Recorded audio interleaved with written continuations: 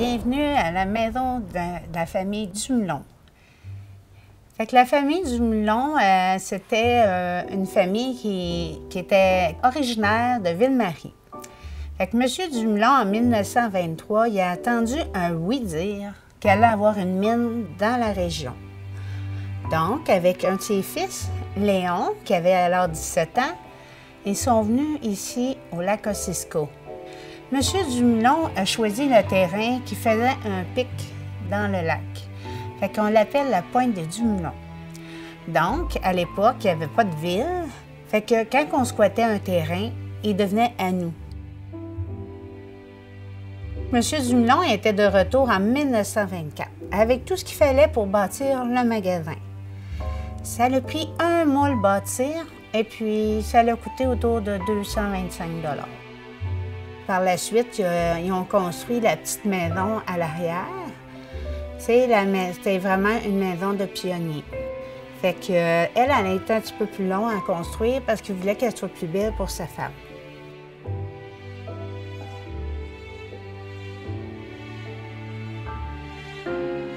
Ça a été la première bâtisse solide qu'il y a eu ici en région.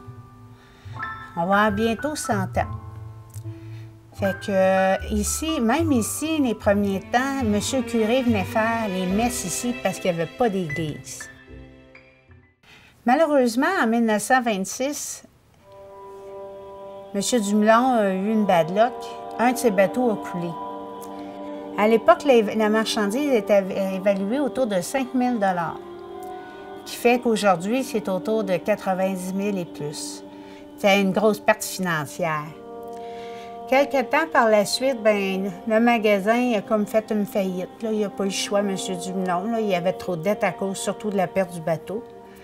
Et puis, quelque temps après, M. Dumoulin est décédé d'une cirrhose du foie.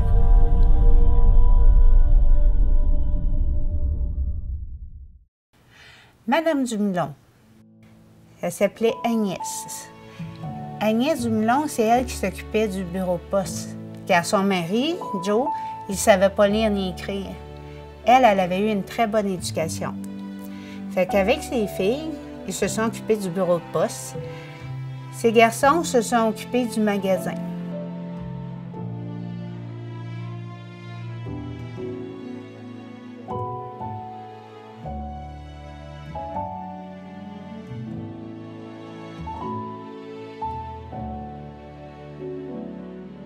Madame Agnès, elle a travaillé pour Poste Canada jusqu'à sa retraite. Puis elle a vécu dans la petite maison de pionnier toute sa vie. Tandis que Léon, lui, il restait ici avec ses enfants.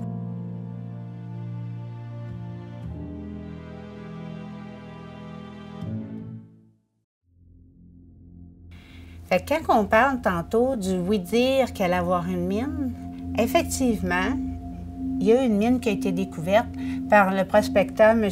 Edmund Horn. Ici, ça a été une mine de cuivre avec un peu d'or, mais principalement du cuivre. Ça a été une mine qui a duré quand même 50 ans. Des mines de 50 ans, là, il n'y en a pas beaucoup. Fait que M. Edmund Horn il a vraiment frappé le gros lot. Les Américains ont acheté le site et puis ils ont construit la mine. Fait que tranquillement, pas vite, les gens commençaient à arriver d'un peu partout. Fait que ça a amené des gens de l'extérieur. Ici, à Rouen, on a eu jusqu'à 18 nationalités différentes. Tandis que Noranda, ça a été construit par la mine. C'était la ville de la mine. Ils ont bâti tout plein de maisons pour pouvoir loger leurs employés. Ça a été une des mines les plus meurtrières, je dirais, du Canada. Pas la plus, mais une des plus. Fait que la sécurité à l'époque, là, il n'y en avait pas vraiment. Et puis la compagnie, elle, allait voir la veuve, lui offrait une belle dinde, et puis lui disait, bon, demain matin, on a besoin de la maison, il y a quelqu'un d'autre qui arrive. Rouyn-Noranda, ça a été aussi le premier endroit où il y a eu un aéroport dans la région. Parce que justement, les Américains, là, ils ne s'en venaient pas ici en canot ou en cheval. Là, hein? Fait qu'eux autres, ils arrivaient directement en hydravion sur le lac Kosciuszko. Fait que tous les gens de l'extérieur arrivaient par l'hydravion. La route, elle a été construite juste dans les années, autour des années 1927. Fait que ça a été quand même tard. Fait qu'imaginez-vous, là, M. Dumoulin, quand il a bâti le magasin, il n'y avait personne. Son idée était bonne, mais il était 3 ans en avance. Fait que c'est pour ça que ça n'a pas bien été, ces choses.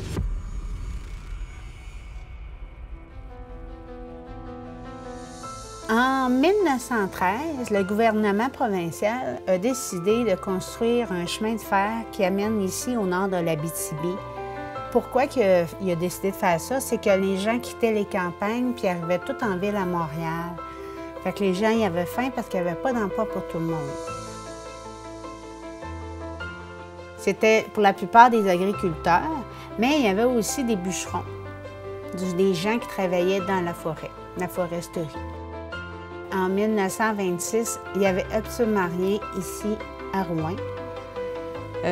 Les seules choses qu'on avait, c'est quelques temps de prospecteurs ici et là. Et puis, il a commencé à arriver des gens pour la construction de la mine et de la fonderie. Fait que c'est là qu'on appelle un boomtown. 7 ans après, là, ça a explosé. 2 villes sont venues au monde. Fait qu'on a la ville de Rouyn et la ville de Noranda.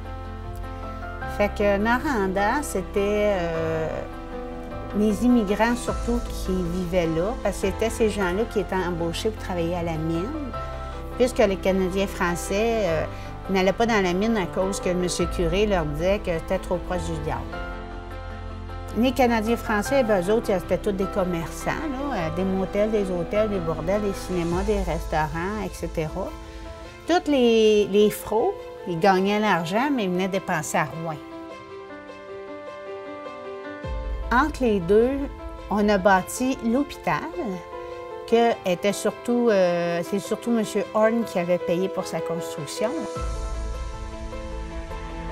Ça a pris 3 référendums avant que la notion soit acceptée d'unifier les 2 villes pour que ça devienne Rouyn-Noranda. Fait que ça a été juste en 1986. Ça fait pas si longtemps que ça. C'est comme ça que Rouyn et Noranda sont venus au monde.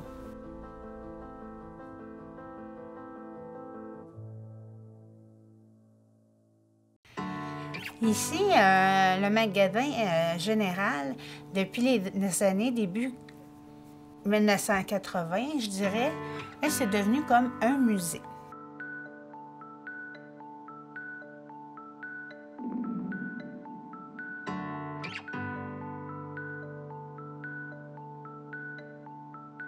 On le fait faire le tour du musée ou encore, on a un petit magasin général. C'est tous les produits des artisans d'ici, de l'Abitibi et le Témiscamingue.